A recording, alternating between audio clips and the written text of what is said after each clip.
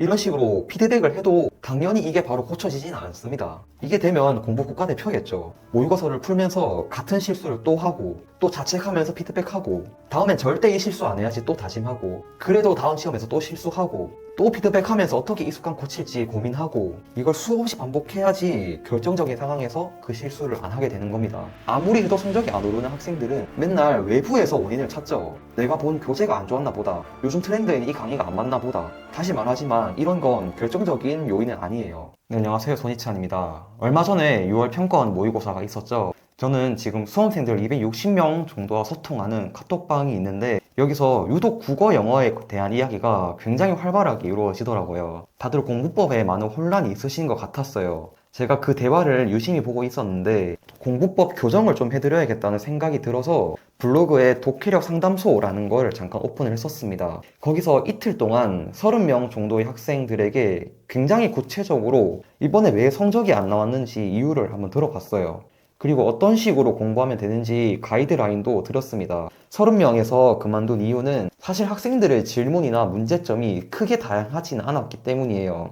그래서 제가 학생들과 소통했던 내용, 그리고 상담소에서 질문받았던 내용 다 정리해서 3가지로 깔끔하게 정리를 해드리려고 이 영상을 찍고 있습니다. 일단 첫 번째로 말씀을 드릴 건 점수 안 나올 때마다 새로운 강의 찾고 새로운 교재 찾고 그러지 마세요. 그거 정말 안 좋습니다. 제가 수험생 카톡방을 계속 운영해봐서 잘 아는데요. 큰 시험 하나 치르고 나면 이 강의 좋은가요? 이 컬이 드는 게 더 나을까요? 이렇게 물어보는 학생들이 엄청 많습니다. 근데 한번 냉정하게 생각을 해보세요. 이거 찔끔 해보고 나랑 안 맞는 것 같아서 또 다른 걸로 바꾸고 구평 치고 또 바꾸고 이런 거 반복하다가 진짜 큰일 납니다. 수능은 몇십만 명이 보는 시험이잖아요. 여기서 오랜 기간 인정받은 강의나 교재는 사실 큰 차이는 없습니다. 제가 생각하기엔 그래요. 학생이 들은 강의나 교재가 안 좋아서 시험을 망쳤을 가능성은 낮다고 봅니다. 그리고 이런 얘기는 누군가는 싫어할 수도 있는데 지금 이렇게 학생들이 혼란할 때를 호시탐탐 노리는 어른들이 엄청 많아요. 여러분들 낚아채가려는 사람들이 있거든요. 왠지 내가 저 사람 강의를 들었으면 시험을 잘 쳤을 것 같고 내가 모르는 특별한 교재가 뭔가 있을 것 같고 그런 생각이 들 수도 있는데 거기에 순진하게 넘어가면 안 됩니다.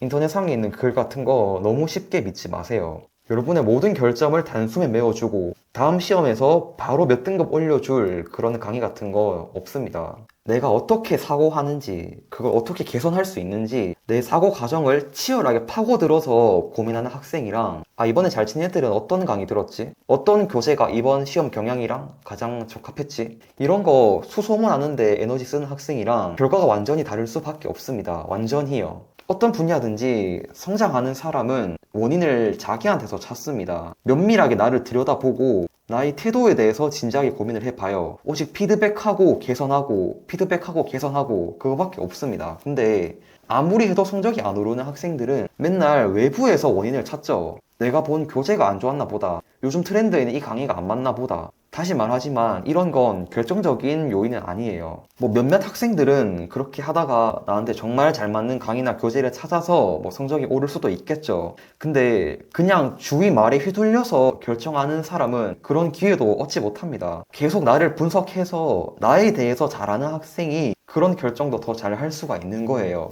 사실 학생분들이 시험을 못 치고 나면 많이 불안하죠. 지푸라기라도 잡으려는 심정으로 좋은 강의, 교재 찾아다니는 거 잘 알고 있습니다. 어디에 의존하고 싶은 마음이 당연히 들 수밖에 없어요. 그래서 저도 학생들한테 대놓고 그런 거 하지 말라고 말하지는 못해요. 그래서 그냥 이렇게 카메라 보고 말하고 있습니다. 한번 이거에 대해서 좀 잘 생각해 보시기 바라고요. 다음 주제로 넘어가 볼게요. 두 번째는 제가 학생들한테 정말 많이 받았던 질문이에요. 시험장에서의 순간적인 판단에 대해서 질문이 굉장히 많더라고요. 예를 들어서 지문을 대충 읽는 습관을 버리고 싶은데 이거 어떻게 해야 될까요? 문제의 발문을 잘못 읽는 습관이 있는데 이거 어떻게 해야 될까요? 수학에서 계산 실수가 많은데 이거 어떻게 고칠 수 있을까요? 이런 질문들이죠.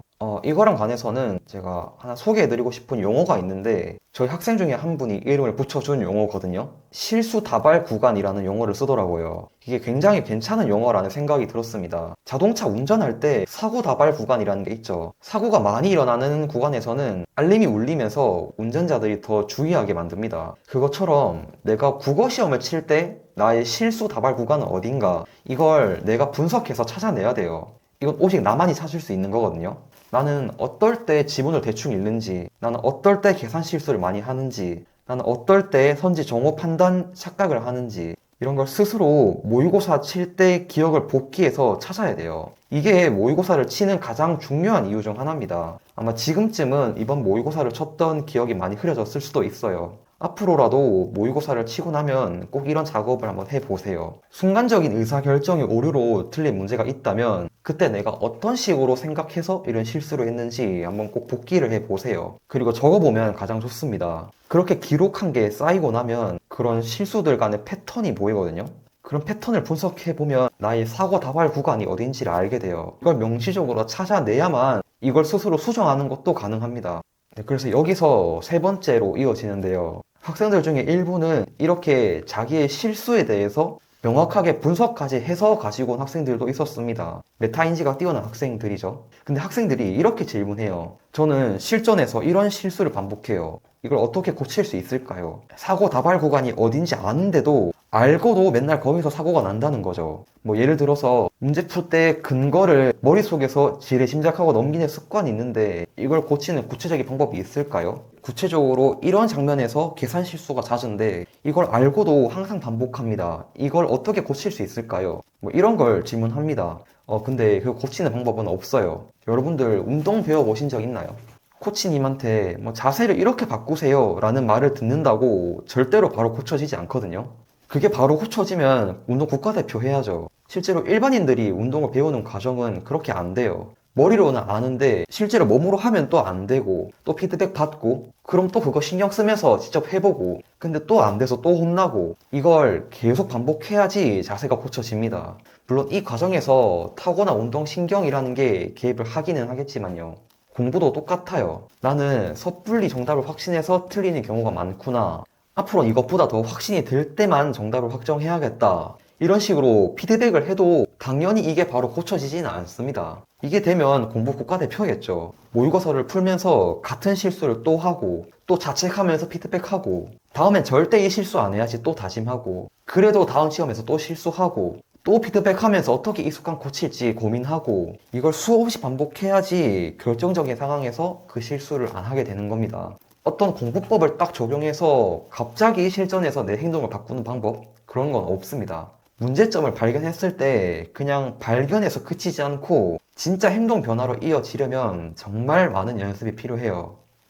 네, 오늘 영상은 제가 학생들한테 꼭 드리고 싶은 말로 좀 급하게 영상을 찍어 봤습니다. 앞으로 5개월 정도 남았는데 굉장히 많은 중요한 순간들이 있을 겁니다. 그때 어떤 의사결정을 내리는지에 따라서 결과가 많이 달라지겠죠. 아무쪼록 다들 현명하게 남은 수험 생활 해 나가시길 바랍니다. 네, 여기까지 하겠습니다.